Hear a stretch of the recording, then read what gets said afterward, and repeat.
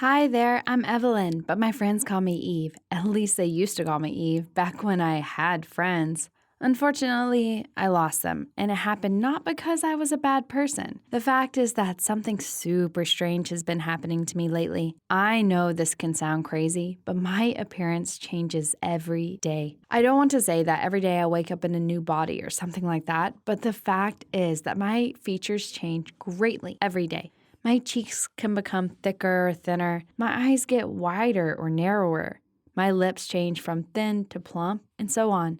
Even the color of my hair and my eyes may change. And so far, I haven't been able to find any reasonable explanation for this. I understand that all this sounds very confusing. So let me try to tell you my story from the very beginning. I have always been an ordinary child. In my childhood and at school, I was no different from anyone else. My transformation began after I graduated from high school, moved out of my parents, and went to college. At first, everything was great at college. I attended lectures, made new friends, and used to spend a lot of time with them. There were no signs of trouble, but then the time for tests and exams came. I had to write scientific articles and participate in conferences. In short, this all exhausted me very much.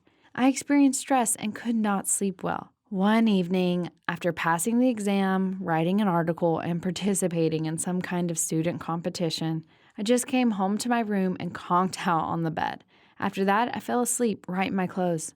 I didn't have any important issues to solve that day, so I went to sleep for a long time and woke up only in the middle of the day. I went to the shower as usual, and then I looked in the mirror. When I saw my reflection, I screamed very loudly. It was not me, but a stranger girl standing in the mirror. Having calmed down a little, I began to examine my reflection very carefully. My eyes and lips became larger. I also got small freckles on my face, though I had never had them all my life. Besides, my hair took on a lighter shade. In general, I looked like Eve, but still, my face changed a lot as if it was not me, but like maybe my sister or another relative. However, my body remained the same. Even the moles were in their spots. It was some kind of nonsense. It was impossible. I decided that I was just very tired and all this existed only in my imagination. Therefore, I went to the planned meeting with my friends as if nothing had happened. Jane and Austin sat at the table on the cafe terrace. I sat down with them and began to tell them what a wild day I had yesterday. I noticed that they were looking at me with bafflement. Then they asked me to leave. They told me that they were waiting for a friend who would come soon. I told them that I knew they were waiting for Eve, and that was me also. I asked them to stop with their stupid jokes. Jane and Austin looked very shocked. They got up and left without saying a word. I did not understand the reason for their reaction, but a minute later, I received a message from Austin that some psychopath sat down with them and said that she was me. It wasn't funny anymore, so I decided not to answer the stupid joke. I went home because I still felt tired. At home, I went back to the mirror. My face was still not mine. It belonged to someone else. I tried to stop thinking about it and went to bed, hoping that tomorrow everything would be as it was. But my dreams did not come true. The first thing I did when I woke up was go to the bathroom to make sure my face changed, and it really changed. Unfortunately, it did not become mine, but turned into the face of another strange girl. This time, all my features changed dramatically. Even my usual green color became blue. I couldn't believe my eyes. I even took my photo to compare. The face in the mirror wasn't mine because I saw a stranger there, unable to influence the situation in any way. I got so angry that I even broke the glass frame of the photo. I just refused to believe the whole situation was possible. I thought about my stress and accumulated fatigue. We were playing a cruel joke on my mind, and in the eyes of people, I was still the same Eve as before. When I entered the lecture hall, everyone, including our professor, looked at me with curiosity. The professor called me over and said that the newcomers usually introduced themselves. I wanted to scream in anger because I was not a newcomer. I've been studying here for a year, but I decided to restrain myself and play along with the situation. So I called myself by a different name and sat down next to Jane and Austin to overhear their conversation. Jane sent me a text asking where I was, and then my phone rang. They looked at me weirdly and began to whisper something to one another. They caught me after class and began to demand an explanation as to why I have Eve's phone. I asked them to calm down and believe me. I managed to convince them to go to my house. There, I told them that for 2 days in a row, my face had changed and I didn't know what to do. I thought that they would believe me because I consider them to be my real friends. Besides, it seemed to me that they would recognize me even with a stranger's face.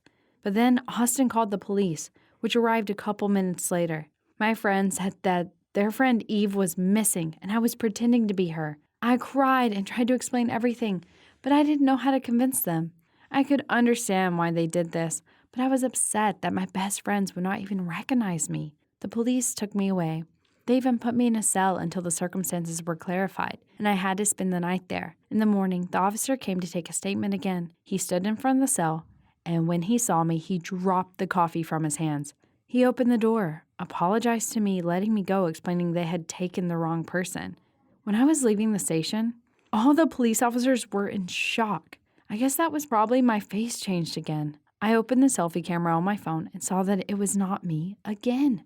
A girl with a completely different appearance was looking at me from the phone screen, and I must admit that this time I looked even prettier, but that didn't help me at all. I didn't know what to do. I spent several days in the apartment alone, and every morning I woke up with a different face. I tried to attend classes, but it was useless because everyone thought that the original Eve did not attend them at all. After a few months, I received a letter where it said that Anderson was expelled from college. It was very difficult to gather myself because my daily transformations actually kept me from living. But I still had to pay for rent and food. I had to find a job. The truth was, I didn't know what job I could get because the situation could be the same there as at college. So I decided to walk around the city in the hope that I could find something suitable. In one of the streets, I saw some guy in a superhero costume who was working as an animator. The thought came to me that wearing a mask all day was the most suitable job for me at that moment. I went up to Superman and asked where I could get the same job. Then Steve, the Superman, gave me a calling card. By the way, he turned out to be a very nice and handsome guy. The next morning, I went to work. I put on a dinosaur costume and I went to the kindergarten for a party. That place was full of kids, and my new friend Steve and the Superman costume were there too. He recognized my voice. He and I entertained the children all day and chatted nicely. I really liked him, and the coolest thing was that the muscles in his suit were not fake, but absolutely real. I often crossed paths with him at various events, but at such moments, I had never taken off the mask or helmet of my costume.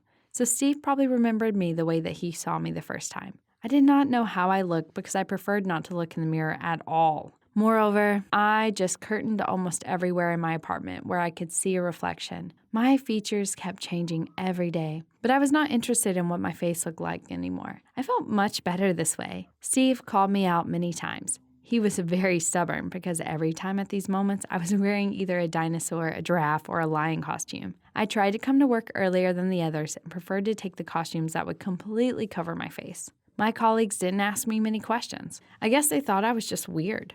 Once in the dressing room, I had already taken off the suit and only the head of the dinosaur remained on me. At that moment, Steve came up to me. He tried to understand why I behaved so strangely and why I did not want to go on a date with him, despite the fact that it was clear we liked each other. Steve was my only friend. From the moment I met him, I finally stopped experiencing stress and found peace. He was really close to me, and I didn't want to lose him. Yet, despite my fear, I decided that he deserved to know the truth. I turned my back on him and slowly removed my helmet. I began to doubt my decision, so before showing myself to him, I had to know how I looked in that moment. Taking a deep breath, I opened my phone's camera and looked at the screen. The phone fell out of my hands. I saw my own face. It was me, Eve, and I looked the way that I was before, the way my parents saw me. In fact, I was starting to forget how I looked. I never thought that I would miss my face so much. I turned to Steve, but I forgot he saw me with a completely different face. I thought that I would have to explain everything to him and he would not believe me, the same as it happened with my friends, and so he would also turn his back on me. But Steve just smiled and hugged me tightly. I could not understand whether he decided to ignore the fact that I looked different or simply did not remember the appearance that I had at our first meeting. And anyway, he did not ask any questions. We were just cuddling at the moment, and I decided not to tell him anything. After meeting Steve, my transformation stopped. Although I must say, every morning I still look at my reflection in the mirror with caution. You can call me naive, but I believe that it was the magic of love that broke the curse.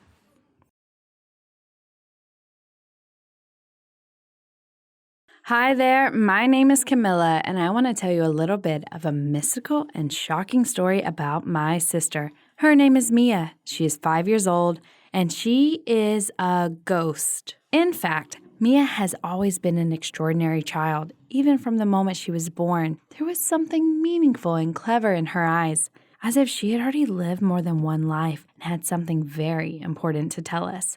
After some time, she began babbling, which was quite frightening because it was always addressed to the same corner of the room. At that, she moved her eyes as she was really looking at some kind of invisible spirit. When Mia got a little older, she began to talk to Stacy and often told us what Stacy was doing at the moment. It was really creepy and didn't sound like a child's fantasy, besides me reducing to hysterics every day. Talking about her past lives, when she was another girl who was shot during the war. She remembered the names of her parents and her friends, as well as the other events in detail. As time went on, things only got worse. She began to predict the deaths of our relatives and natural disasters around the world. She also could warn when someone from the family was going to get sick. Sometimes it just pissed me off, and I asked her to just shut up. Don't get me wrong. It's just that things like that put too much pressure on the psyche and brains,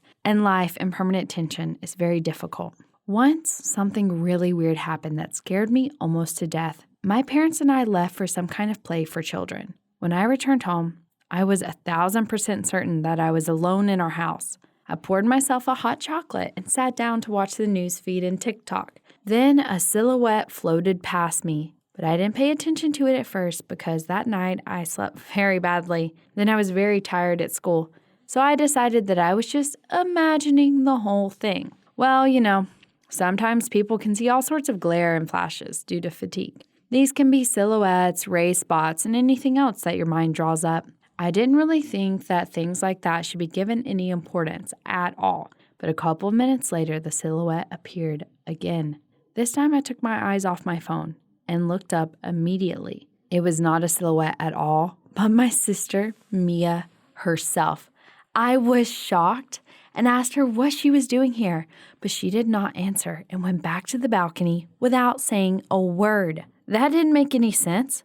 How could my parents leave their 4-year-old child at home alone? They would never do anything like that, except in an emergency. And so I decided to call them and find out what had happened. My mom answered the call immediately. She asked what the problem was and why I was calling, unless it was absolutely necessary. They were watching the play at the moment, and talking on the phone in the theater was bad manners. I was in a mess and asked her why they went to the kiddie show without their child. Have they gone mad or maybe decided to revert to childlike state? Mom got very angry with me and asked what the hell I was talking about. She told me that she went to the play for Mia and took me with them. How do you think I felt at that very moment? I was terribly frightened. I was just shaking and quaking in fear. This is not a joke. Mia remained near my parents all this time. Then, whom did I just see on the balcony? I went to the balcony immediately, and my sister was still there. She turned around, short to me, and suddenly disappeared.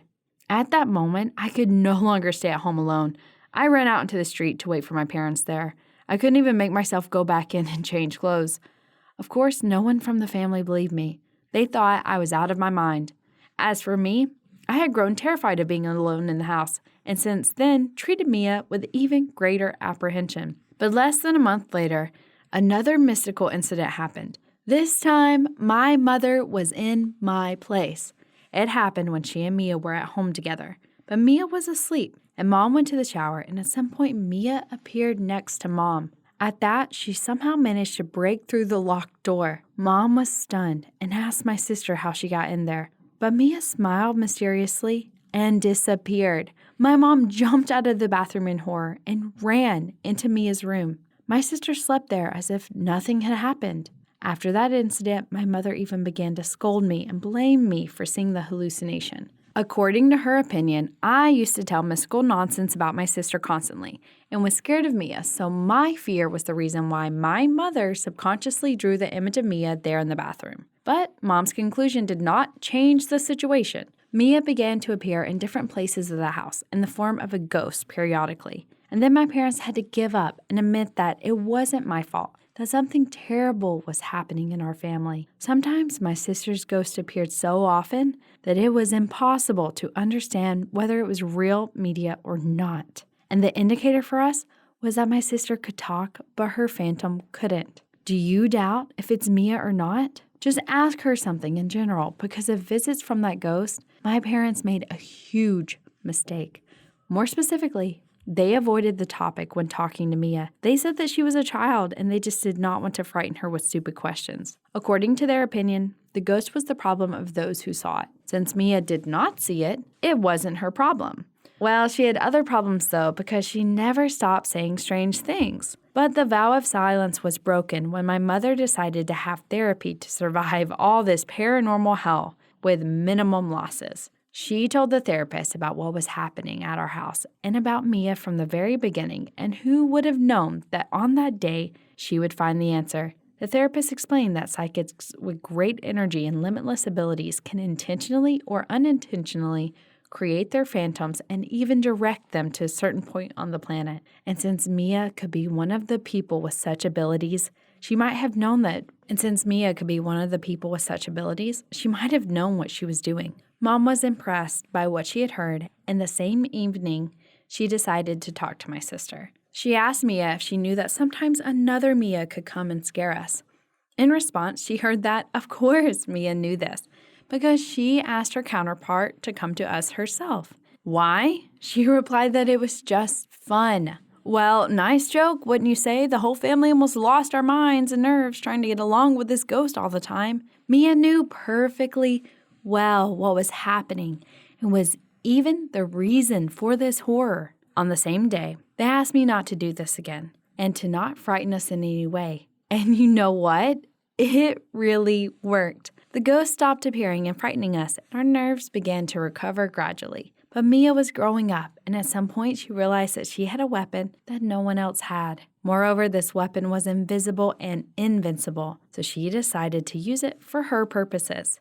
To put it short, Mia became insolent. Sometimes she demanded absolutely impossible things from me, like buying her a talking parrot right away, changing the weather from cold to warm, and stuff like that. Of course, I could not do this, and in order to teach me a lesson, Mia began to call her counterpart again. This terrible ghost made my blood run cold. It became a frequent guest of our house again, and I began to go crazy. My parents felt the same. This continues to this day, and no persuasion helps. It seems that my sister has found leverage over us and uses it happily. Of course, due to her age, she doesn't understand what she does to us. And I really hope that she will grow up soon enough and stop scaring us with her phantom.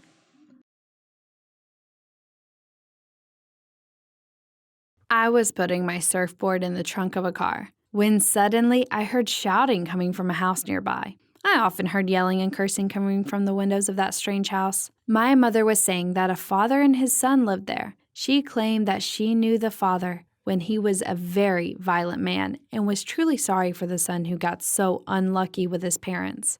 I used to pay almost no attention to that house, but now the yelling and cursing was so loud. I almost reached for the phone to call the police. Suddenly, I saw a guy climbing out of the window of the house, and I couldn't stay away. I slammed the trunk and ran towards the guy. Even though he was walking away with great speed, he had a noticeable limp. Hey, did something happen?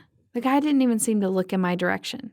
He just kept walking forward, away from the house. Back off. I didn't even think about backing off. Maybe you need help. Leave me alone. There was pain, and I heard the guy's voice. His behavior frightened me a little. I probably would have understood more if he had swung or sent me away in a harsh way. I stopped deciding that the guy really should be left alone. After all, I had done my duty. I didn't stand away. I went back to the car. I turned the key in the ignition, turned on the music, and tried to forget about this unpleasant story. I didn't know yet that the story had only just begun. Let's get acquainted. I'm Ellie, and today I'm going to tell you about my boyfriend who lives in a cave. The next day, I found myself on that wild beach again. The wave I had managed to catch was keeping me awake. I spent half the night thinking about how I could go back to that place again and have a great time. Out of all the beaches, I had always preferred the wild ones. On the beaches like this, you won't meet lots of people and can be alone. In this particular place, only I and a few other surfers knew that it was forbidden to swim, much less surf. It was because of those rocks that everyone looked at with apprehension. If the flow carries you to the rocks, you'll be in trouble. I've been surfing since I was a kid, and I knew this beach like the back of my hand. So now I was standing all alone on the shore and was looking into the distance, waiting for my wave. I was lucky. I didn't have to wait long for a huge 3-meter wave, as if calling me to dive into the water and compete with it. Wasting no time, I grabbed the board and went to meet her. The wave was coming right at me. I was securely on the board, getting ready to ride it, and I was already ready to stand on the board, when suddenly my foot slipped. I lost my balance and collapsed into the water. A huge wave swallowed me whole like a shark swallowing a gaping fish. I tried to desperately swim to the surface, but because of the impact, I swallowed a lot of water and I lost orientation in space. I was ready to say goodbye to life, when suddenly I saw a dark figure approaching me. Someone grabbed my hand, and then I blacked out. I woke up on the beach. Someone's wet lips covered mine. And no, it wasn't a kiss from Prince Charming. My savior was giving me mouth-to-mouth resuscitation. I was still not thinking or seeing very well, so I couldn't see his features. I only remembered his broad shoulders and his sturdy, strong arms. After a few minutes, I finally came to my senses, but my savior was no longer there.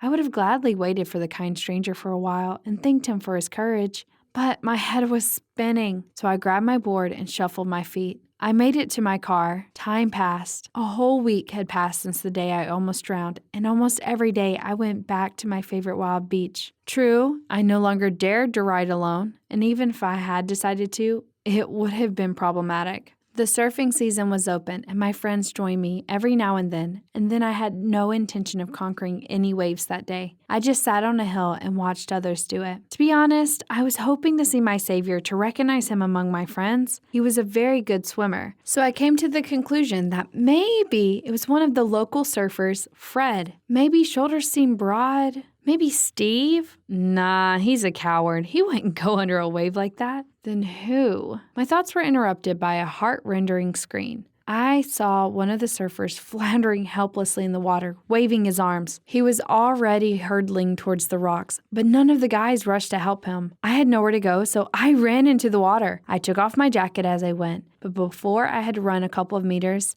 I stopped. Someone was already swimming to help the surfer. I had never seen people swim that fast before. The brave stranger grabbed the drowning man by the shoulder and started pulling him towards the shore. He pulled the man out onto the sand and tried to give him artificial respiration, but the surfer regained consciousness and coughed. We all shouted at the daredevil that he was good, but he seemed to be uncomfortable with our attention. He walked away quickly from the beach, and it was like I was electrocuted. I'd seen him from a distance, but I recognized his broad shoulders and muscular arms. It was him, my savior. I took off and ran after him, forgetting about everything. As I ran, I stumbled over rocks and bumps through the sticky sand. The guy was already out of sight. No matter how hard I looked, he was nowhere to be seen. All I'm left with is footprints in the sand. Suddenly, breaking off at the rocks, I went back to the beach and started interviewing my buddies, hoping that one of them might have known the mysterious rescuer. But the guy's answers didn't make me happy. No, it was the first time I saw him, but the speed he had was crazy. I don't know. He doesn't seem to be from here. I met him a couple of times. He even showed up in town. That answer encouraged me. Really?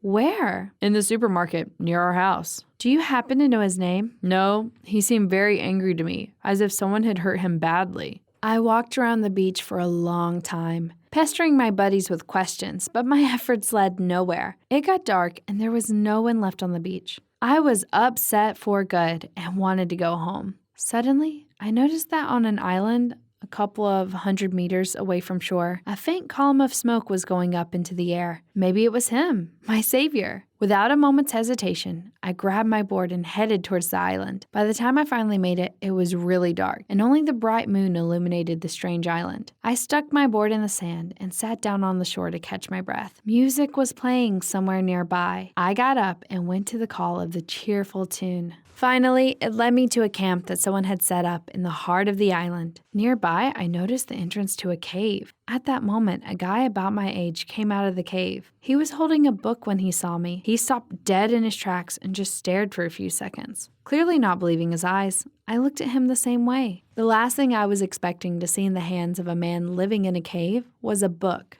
Who are you? Why are you here? I couldn't tell from his tone whether he was mad at me or not. I came to thank you for saving my life. I think you've come to the wrong place. I didn't save anyone. I remember broad shoulders, strong arms, tall stature. You look just like that guy. Thanks for the compliment, but I haven't left this island for a month already. I couldn't hide my disappointment. Strange. I was sure it was you.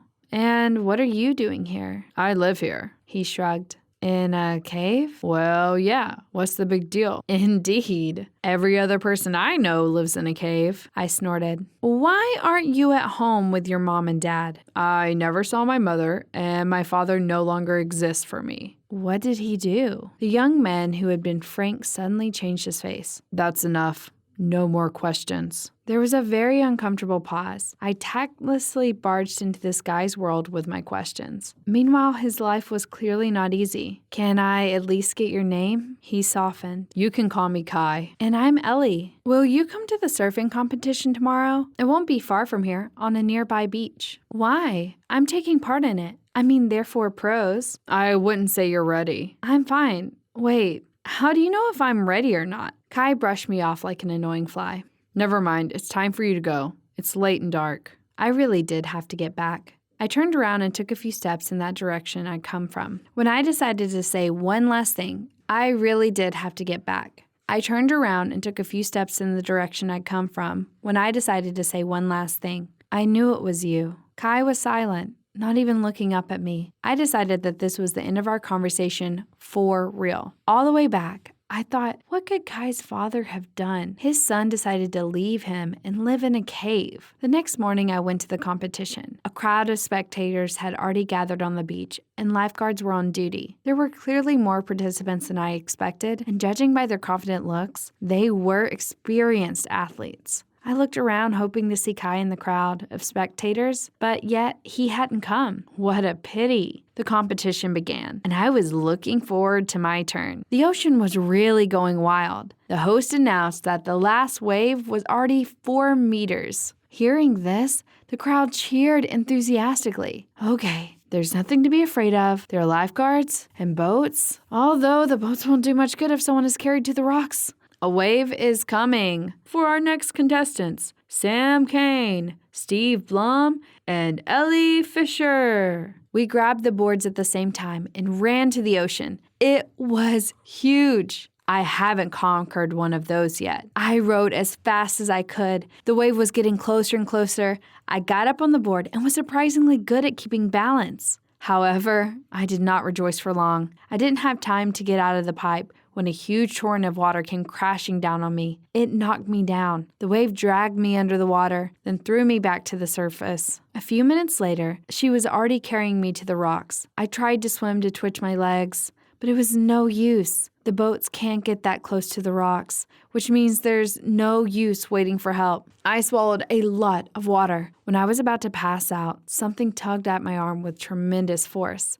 The last thing I remember before I passed out, I woke up already on the shore. Strong arms, broad shoulders. My savior giving me CPR. The fog in my eyes finally disappeared, and I saw Kai's face. I smiled weakly. I knew it was you. You could have found a safer way to do this. I interrupted him with a kiss. The guy was at first taken aback, and then he suddenly hugged me. I was very happy to be alive, all thanks to my keeper. And has anyone ever saved your life? Write your answers in the comments and leave a like if you enjoyed this video.